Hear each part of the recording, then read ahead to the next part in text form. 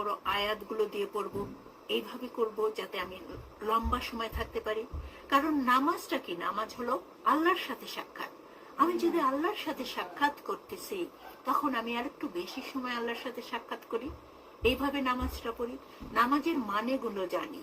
আল্লাহু আকবার, সুবহান রাব্বিয়াল আলা, এটা মানে কি? আল্লাহ সর্বোচ্চ। তারপরে রাব্বানা লাকাল হামদ, আল্লাহ যে প্রশংসা করে, সামি আল্লাহ হলেমান হামেদা, যে আল্লাহ প্রশংসা শুনেন। কেউ প্রশংসা করলে আল্লাহ প্রশংসা শুনেন, তা না? তা সকল প্রশংসা আল্লাহ তাআলার। এই যে ছোট ছোট অর্থগুলো নামাজের, এটা যদি আমরা জেনে পড়ি, একটা কাগজে লিখে রাখলাম, লিখে রেখে সেটা পড়ি, তাহলে নামাজটা হলো যে আরো অর্থবহ হয়। আল্লাহ এটা খুবই পছন্দ করেন। আল্লাহ পছন্দ করেন যে নামাজটা অর্থবহ হয়।